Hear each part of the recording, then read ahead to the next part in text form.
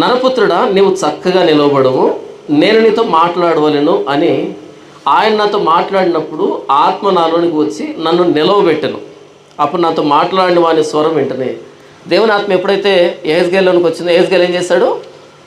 నిలవబడ్డాడు. ఈరోజు ఆత్మస్తే ఏం చేస్తారు? పడిపోవడం కాదు, పడిపోయి దొర్లుతారు. రెండవది కూడా ఉంది. ఆత్మ వస్తే ఏం చేస్తారు? ఈరోజు పడిపోయి దొర్లుతారు. పులిపీటి దగ్గర నుంచి వాకిటి దాకా దొర్లుతారు. కనీసం 2 సార్లు దొరికితే కానీ ఆ ఆత్మను పట్టుకోలేక. కానీ బైబిల్లో ఆత్మ వచ్చినప్పుడు నిలవబడ్డారు. దేవుడు పడగొట్టాడు, దేవుడు నిలవబెడతాడు.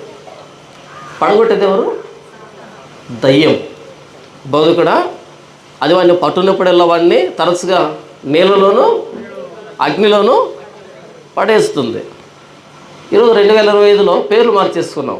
దయ్యానికి పరిశుద్ధాత్మ దేవుడని, పరిశుద్ధాత్మ దేవుడికి దయ్యం అని పేరు మార్చేసుకున్నాం. పరిశుద్ధాత్మ దేవుడు వస్తే ఇంద్రియ నిగ్రహం ఉంటుంది. ఇంద్రియ నిగ్రహం కలిగిన ఆత్మను అనుగ్రహించడం దైవం ఉంటుంది. ఇంద్రియ నిగ్రహం అంటే మన మీద మనకు నిగ్రహం ఉంటుంది. యేసు మీద పరిశుద్ధాత్మ దేవుడు వచ్చాడు యోర్దాను నదిలో. కింద పడి దొరిలాడా? హల్లెలూయా హల్లెలూయా అని చప్పట్లు కొట్టాడా? చాలా స్టడీగా ఉన్నాడు కదా.